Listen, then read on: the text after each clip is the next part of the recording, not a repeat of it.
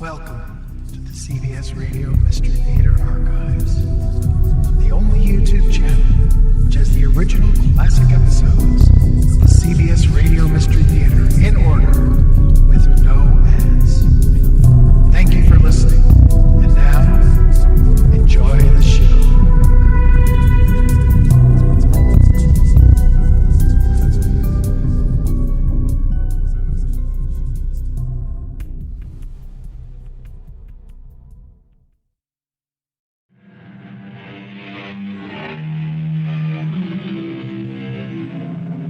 Come in. Welcome. I'm E.G. Marshall. What did the famous Frenchman say? Mirrors should reflect a little before throwing back images. Yes, and perhaps we should all reflect a little on questions before we start throwing back answers, especially on those deceptively simple questions which require such surprisingly complex answers, such as, is there really such a thing as a ghost? Well, sir, here we are. You and I. What do you want? At one time, I wanted love. I couldn't have it. Then I wanted justice, but I couldn't get it. Now, I want revenge. Revenge? But you've already had it. No. Revenge is nothing but an appetite. It must always be fed. Please don't kill me. I didn't do anything. But you're part of it. Part of the revenge.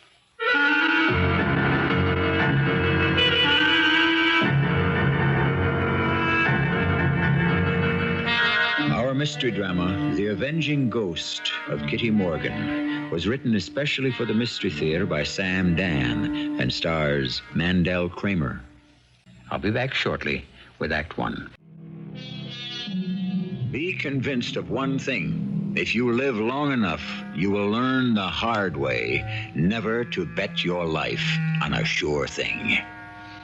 This is a story that takes place today, but it began almost 100 years ago near a little country village called Harrowwood in upstate New York. So for just a few moments, come back with me to a time in the 1880s. Here we are, Mr. Chesney. Yes, so I see. Be back around midnight as usual? No, Jim, I won't be staying tonight. You'd better wait. You ain't gonna have supper, Mr. Chesney? No.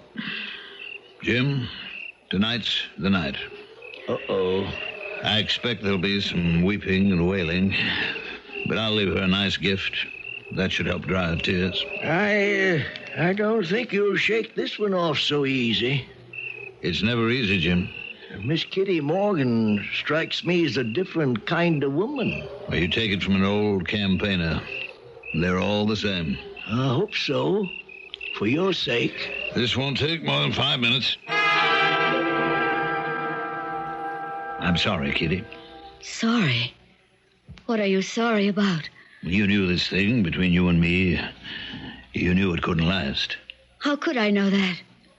Tell me, what are you sorry about? You knew I was married. Just tell me, why are you sorry? Now, Kitty, Sorry that it's over? Sorry that you lied to me? I didn't lie to you. The terrible truth is you lied to yourself. Yes, that is a terrible truth. Is that why you're sorry? Oh, please, Kitty. Are you sorry that some country woman like me... You are not a country woman. Oh, yes, I am. My Lord Robert Chesney, builder of railroads, owner of factories. I am a country woman in a tiny town who caught your eye and with whom you amused yourself for a while. Is that why you're sorry? Kitty. Are you sorry that I, too, am human? That I could dare to dream, presume to hope? That perhaps love can change anything, everything? Kitty, I never said that I loved you. This is the way the world goes. There are the takers and the givers. And you belong to the first group. I to the second. Kitty, I don't want you to misunderstand what I'm about to do. But I want you to take this money. How is it possible for me not to misunderstand? Now listen to me, Kitty. To what? I've been deceived. Must I also be debased? This is for services rendered. You helped me plan Harrowwood. You gave it the woman's touch. You endowed it with a certain grace. I thought I was doing it for me. I thought it would be my house. I only want to make this as easy and as pleasant as possible for both of us. It is my house, you know.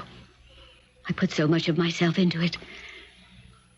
You won't get me out of there, Robert. I'll be there forever. There's enough money here for you to travel. New York, Paris, London, Vienna. I'll see to it you'll never want for money as long as you live. It's my house, Robert. No other woman will ever want to live there. Every other woman will feel like an intruder. Now, Kitty, there's a reality to the world. Let's salvage as much as we can. Good night, Robert. Does it have to end like this? Please, leave me, Robert. There's something I have to do.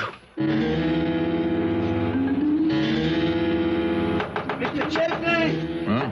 Mr. Chesney! What? Wake up, Mr. Chesney! What's that noise? Mr. Chesney! Wake up! All right, I'm up. Come in. What time is it? 6 in the morning, Mr. Chesney. You know I sleep till 7. I knew that. What is it, Jim? I see something's wrong. Yes, sir. Out at the mansion. Well?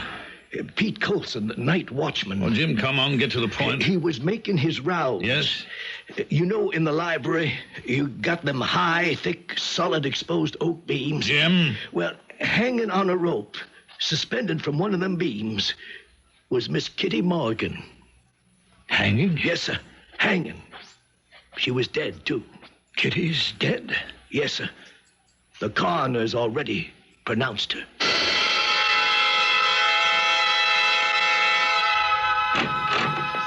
Mr. Chesney? What is it, Jim? The note she wrote, the suicide note, she wrote it to you? All right. What about it? Now that the inquest's over, the coroner says you can have it. Here. Thank you, Jim.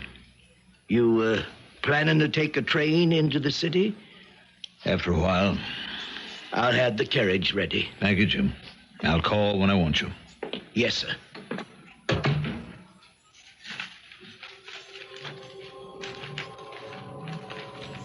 My dearest Robert, I told you I would never leave this house. And I never shall. Everything that was alive in me walked in here at sunrise this morning. And here it shall remain forever. In Harrowwood. Forever.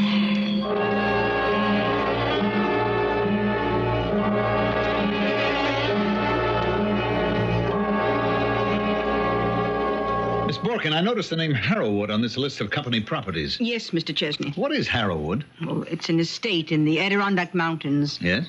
There's a mansion, a Victorian mansion, I believe. In the Adirondack? Yes, sir. You see, during the 70s and 80s, I believe many millionaires constructed these enormous places, including your own great-grandfather. He built Harrowwood. Well, why have I never heard of it? Because it was never used. What do you mean, never used? No one ever lived there, You mean it's been empty for 100 years? to the best of my knowledge. Why? Well, you see, the place is haunted.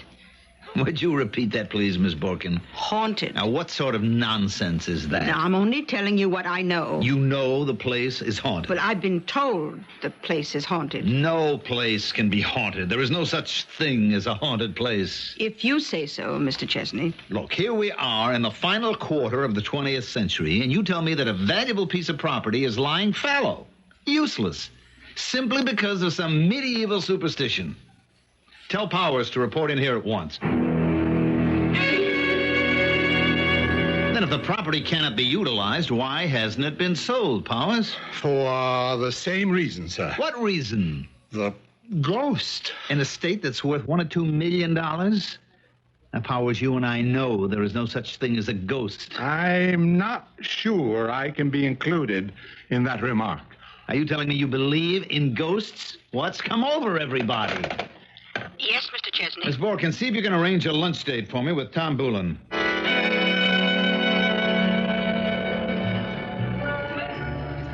Tell me, why have you bought me lunch, Joe? Well, Tom, I owe you a favor. Oh, now, Joe. No, I mean it. I think back over the years, we've been good friends. You've always done a great many things for me. What have I ever done for you? Oh, we shouldn't keep score in these things. Well, I just found out that I own some property upstate. Yes. It could be developed and make a mint as a resort. Uh-huh. Now, we're not into this kind of thing. On the other hand, you fellows are always looking for a hotel situation, aren't you? Sure. All right. Now, how about 1,000 acres, Tom? With a 30-room mansion, a private lake, you could lay out a golf course, has access to the thruway. How's that sound so far? Not bad. You could have your own ski slopes, and you're generating income 12 months a year. How much? I'm going to let you steal it. $2 million. What's the catch? Tom, when you deal with me, is there ever a catch? What's the name of this place? Harrowwood. No deal. Why, what's wrong? It's haunted. What did you say? It's haunted. You?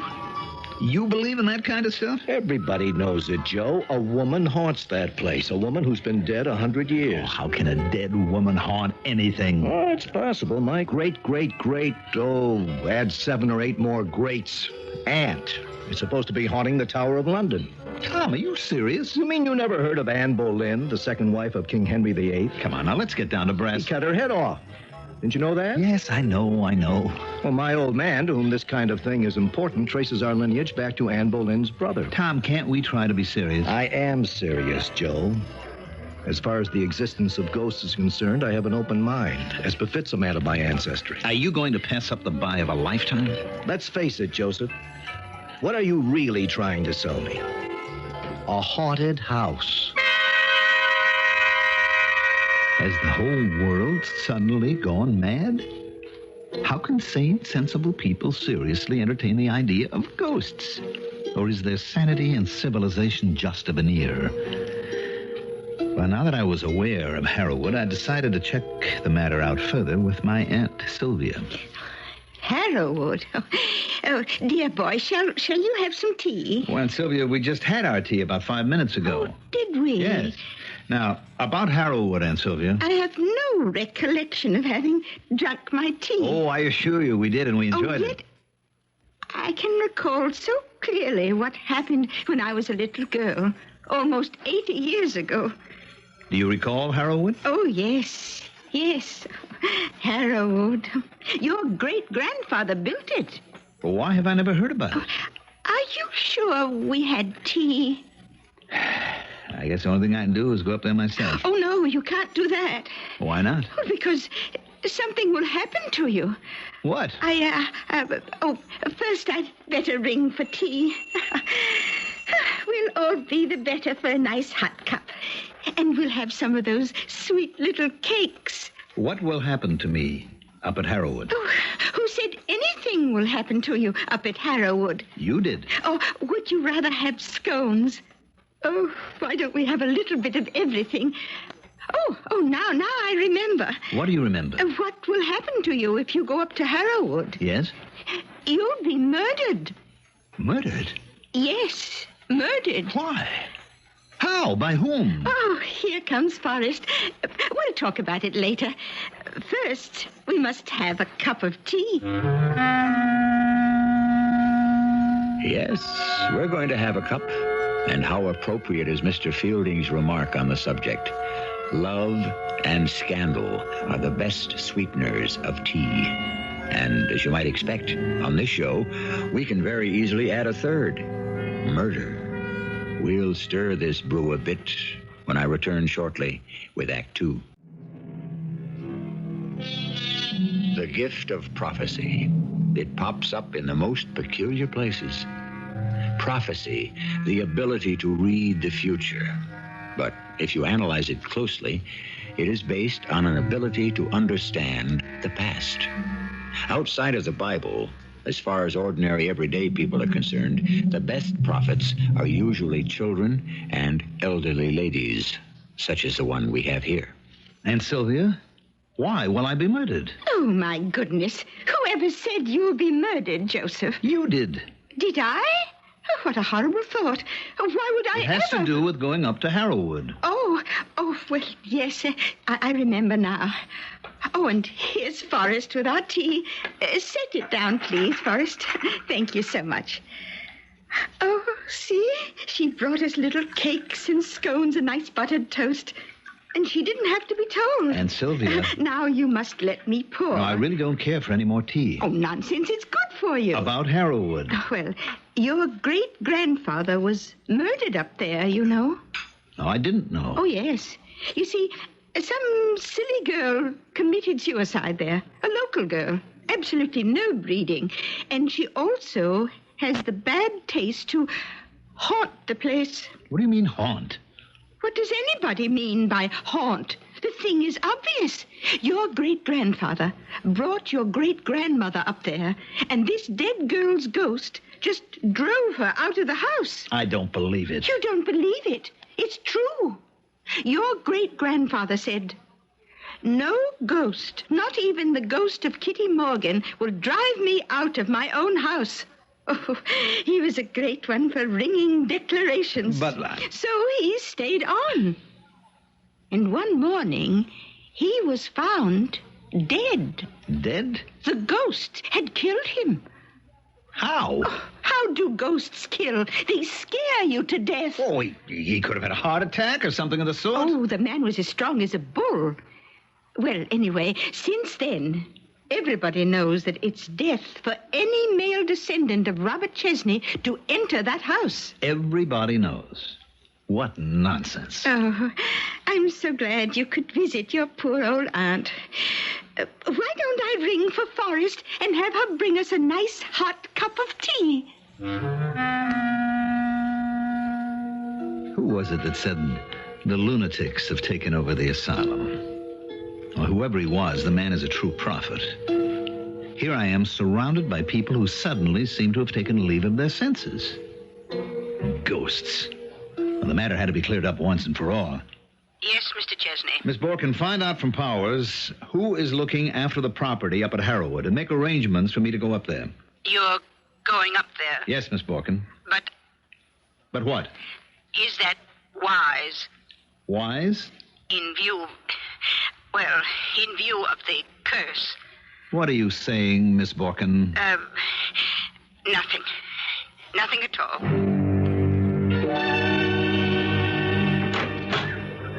Oh, you must be Mr. Chesney. Oh, please come in. Miss Borkin phoned and said to expect you. Thank you. I'm Julie Miller.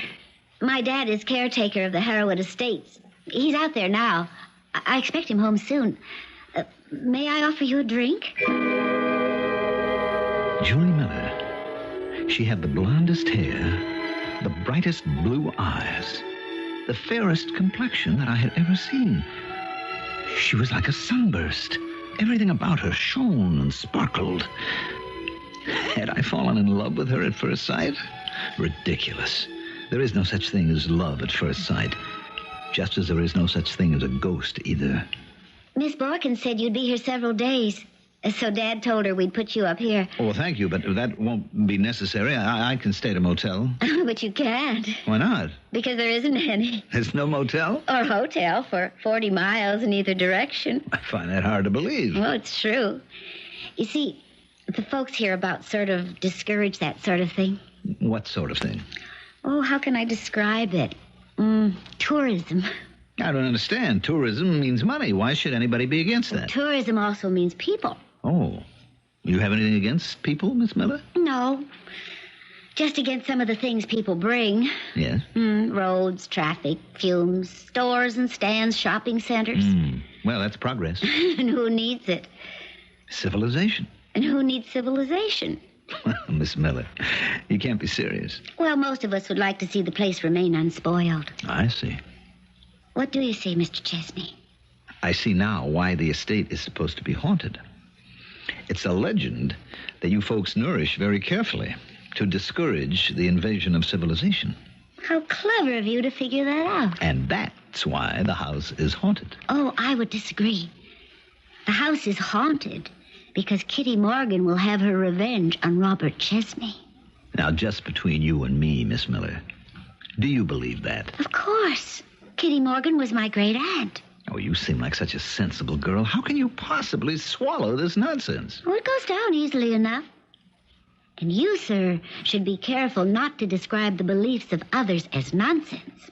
Do you really believe that Kitty Morgan's ghost murdered Robert Chesney?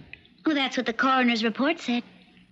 The coroner's report said Kitty's ghost murdered my great-grandfather? It said death was due to causes unknown. A ghost is unknown. Can you deny that? There is Harrowwood. Oh, magnificent, isn't it? Yes. Dad has a crew that keeps the place up. Appears to be in very good shape.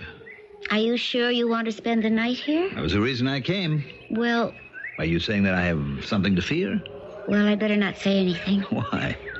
Because it might set us off on a discussion where we would simply never agree. About ghosts? And other things. I have a 30-room mansion, Miss Miller. I understand it has heat, light, water. It's my home. No. No? It's Kitty Morgan's home. Oh, Miss Miller.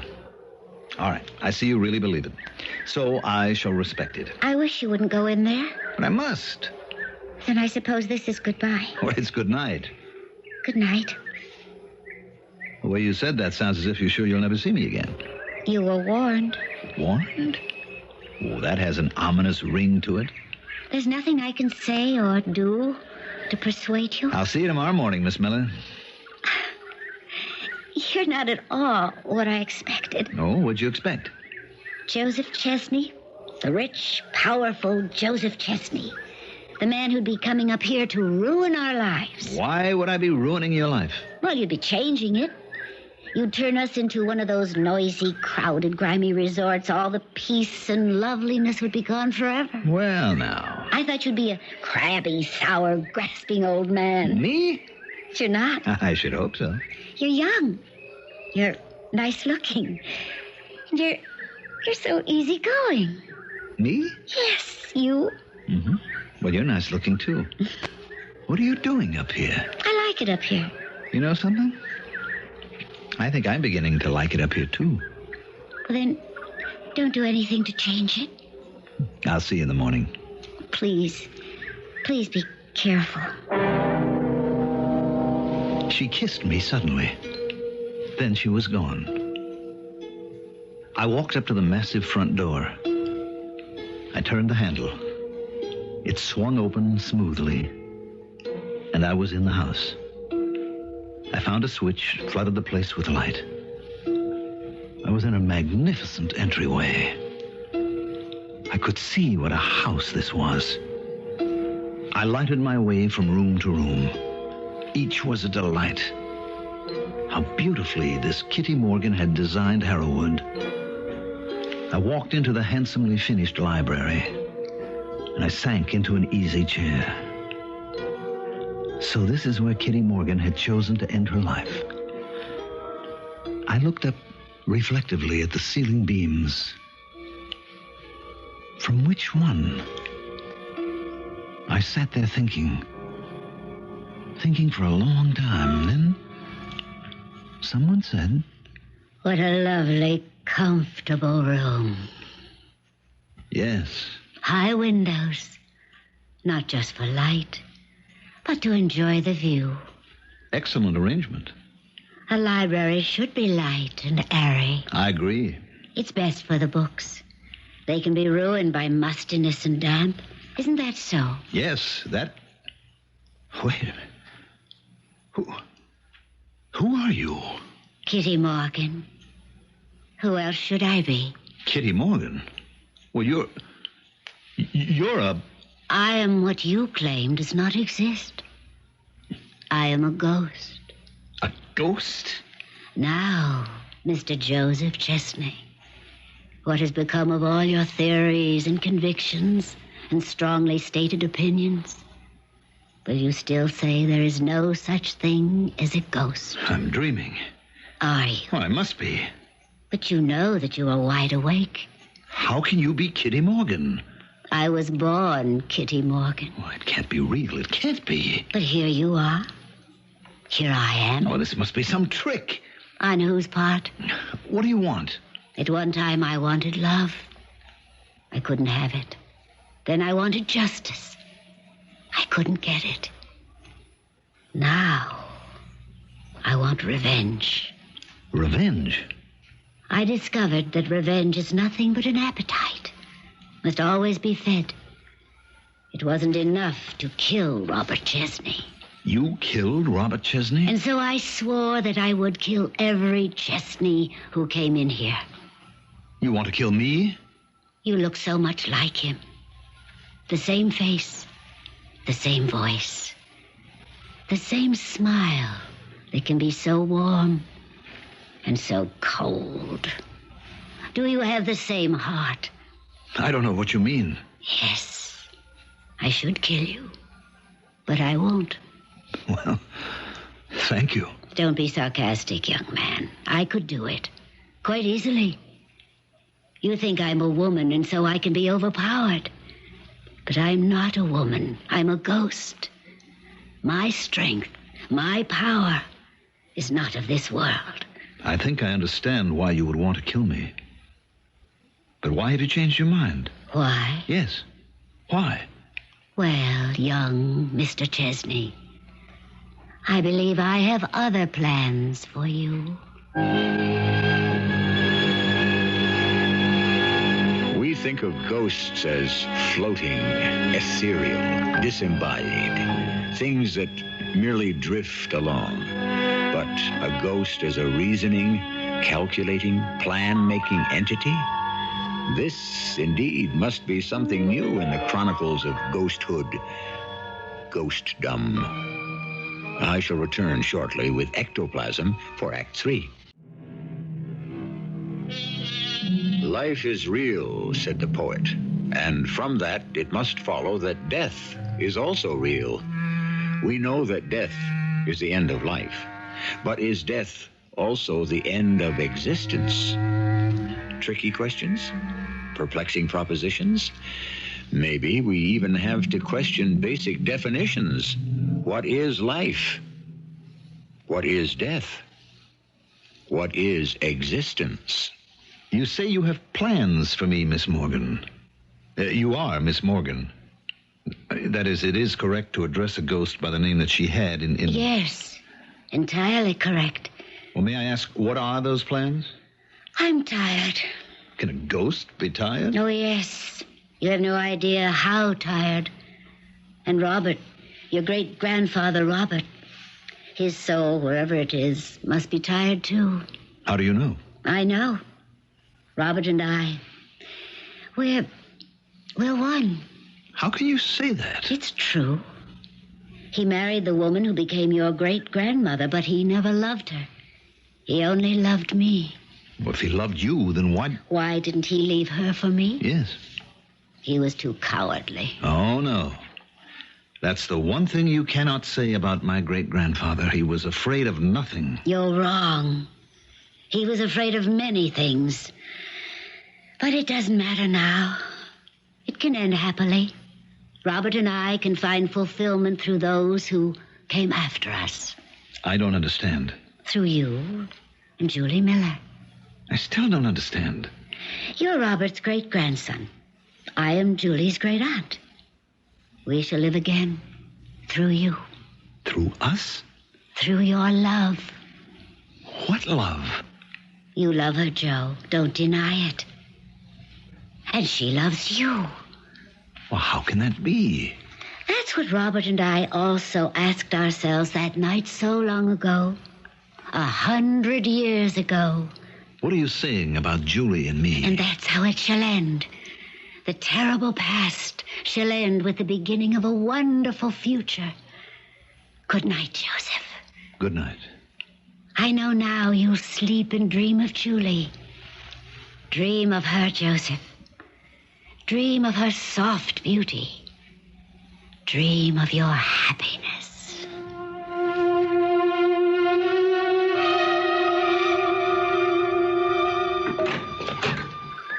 Joe.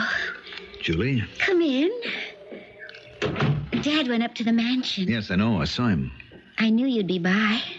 I made you some breakfast, 3-minute eggs. 3 minutes, no more, no less. How did you know? Oh, I know a great many things, instinctively. Well, Julie, as you can see, I spent the night at Harrowwood. And nothing happened? Well, I wouldn't say that. You wouldn't? A great many things happened. Yes? I fell in love. With whom? The ghost of Kitty Morgan? No. With the great-grandniece of Kitty Morgan. Oh. Yes. I do love you, Julie. I know. How do you know?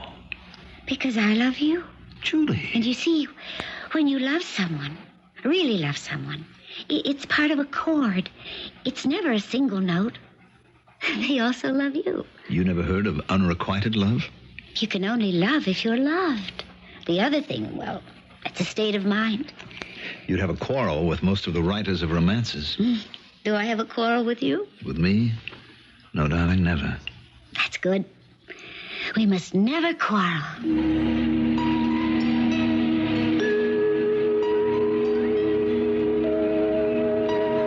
You happy, Julie? This is more than being happy. No, I wish it would never end. Why should it end? Love is forever, isn't it? You know, we sound like one of those romantic novels that you buy at newsstands. Do you read those books? Oh, sometimes. When you're waiting around an airport for hours, you read just about anything and everything. Why should you be stuck at airports? Why should you even be at airports? Because I have to travel. Why? To make money. Oh, don't you already have enough money? Well, you have to protect what you have. If you look at that deep blue in the sky, and the whiteness of the clouds, and the reflection in the still waters of the lake, and you listen to the birds, you realize how inconsequential all talk of money is. Well. Admit it. Go ahead. Admit it. Come over here, and I'll admit it.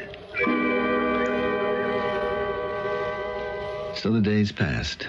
One just seemed to flow into another. Everything was so wonderful. It was like a Garden of Eden. I had never met another girl, I should say another woman like Julie. I was happy, content. But this wasn't the world. The real world. The real world rang the telephone one morning. Mr. Chesney, I've been trying to reach you. What's up, Miss Borkin? It has to do with financing for that transnational deal. Well, I thought we had that all lined up. What seems to be the problem? Tom Bullen isn't too happy. Oh, what's bothering Mr. Bullen? He's on his way up there. He'll tell you in person. Anything else, Miss Borkin? No, sir. I should think that would be enough. May I pour anyone some more coffee? No, I'll have half a cup. I'm fine, thanks. Well, I can see you gentlemen have important business to discuss, and I have shopping to do, so I'm sure you'll excuse me. See you later, darling. That's what's bothering me, Joe. What do you mean? Julie. I don't think that's any of your business, Tom. Tell me, Joe, does she know you're married? Well, if you want the truth, she never asked me. Oh, Joseph. The fact still remains that it isn't any of your business. That's where you're wrong. My personal life Come off it, Joe. A little affair here and there and occasional infidelity now and then is one thing, but this particular situation has gotten out of hand. I still say it's none of your business. Aside from being cruel, yes, cruel's the only word to describe it to a lovely young woman. Look, she's my age. She's mature. She knows the risks she runs. What a way to put it. And the bottom line is still, it is none of your business. I'm glad you mentioned the bottom line, Joe. That's why I'm here. Do you know the bottom line for the transnational deal? I'm afraid I don't follow you. It's a tremendous deal. It could be worth close to $100 million if we get it rolling. We've got it rolling. What's the problem? I'm putting up 1/3 of the startup money. You're putting up 1/3. And the other 1/3 is supposed to come from Marcella's father. What do you mean supposed to? I have his word. What does a word mean to a man like you is the way her father's starting to think. After all, you stood before a minister and gave your word to be true to his daughter. Do you mean the old guy wants to back out? What we're getting back in town are reports, rumors, allegations, you name it, of an extremely hot and heavy romance between you and a girl up here. Tom, it's just... Just what? It's just one of those things. No, it isn't, Joe. I look at that girl's face. I watch her as she sits there and listens to you. Joe, She's in love. That's just one of those things, too. I'll tell you something else, Joe. I've watched your face when you look at her. You're in love, too. Oh, are you crazy, Tom? Let me tell you this. If you're in love with her, marry her. What? Divorce Marcella and marry her. Divorce Marcella? It's all over between the two of you, and everyone knows it.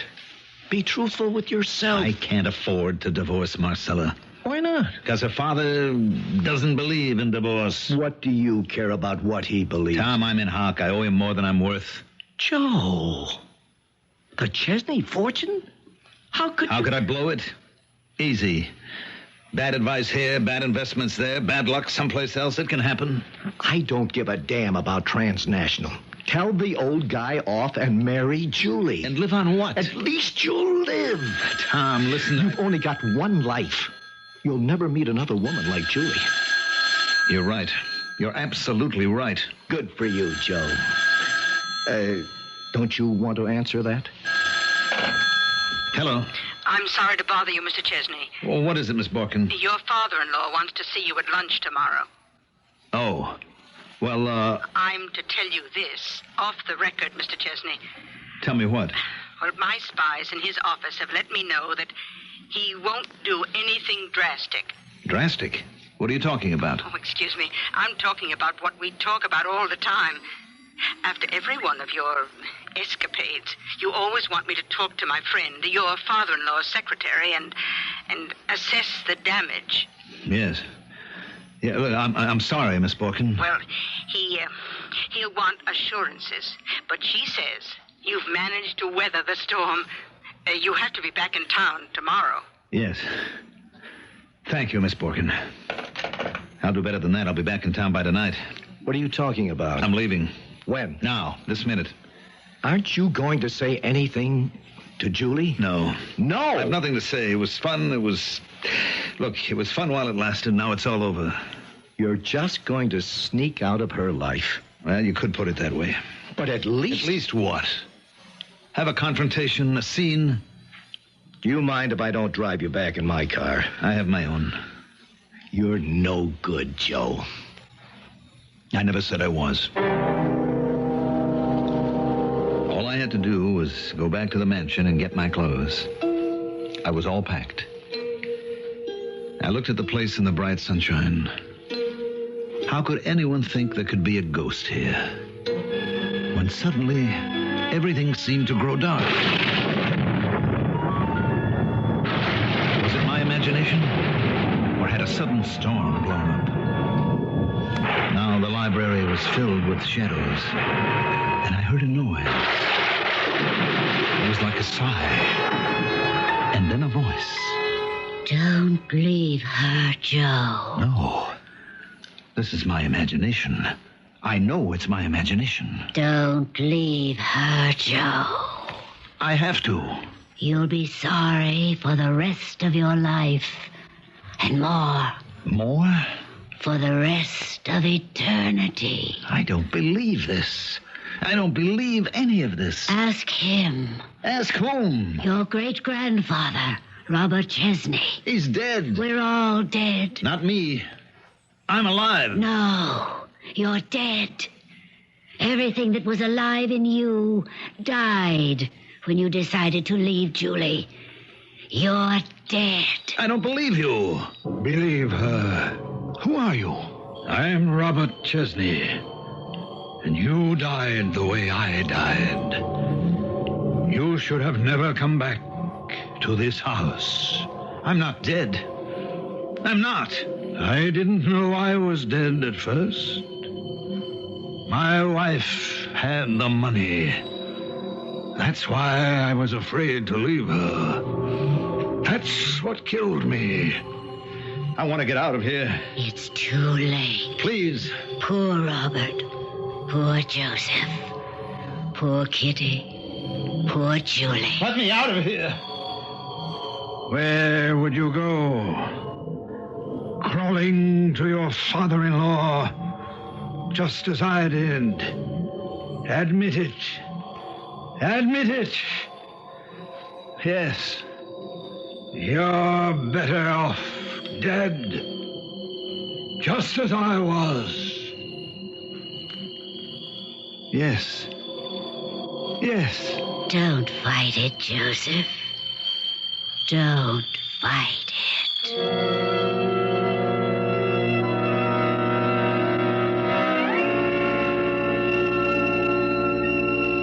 I don't believe it. No one knows why. It must have been the ghost. The ghost of Kitty Morgan. Why didn't he listen to me? She killed him. Why? Because she must have had a reason. Do you believe that? Do you really believe that? Yes. You mean you actually believe that there is a ghost of Kitty Morgan? Just as I do? Yes. I believe it. Oh, you're a very kind, understanding, and sympathetic person, Tom.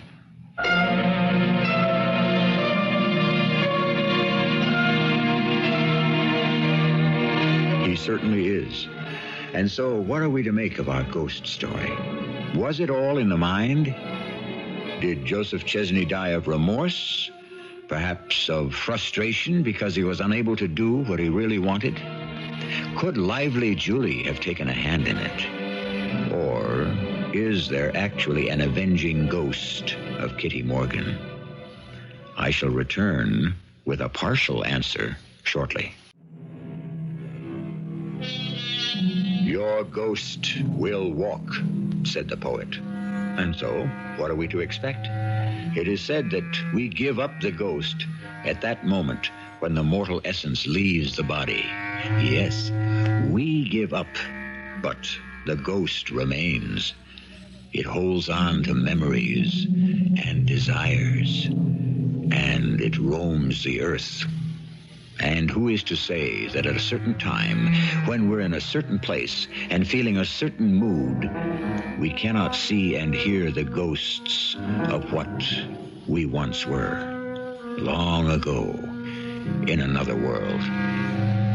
Our cast included Mandel, Kramer, Evie, Bryna, Raeburn, and Sam Gray.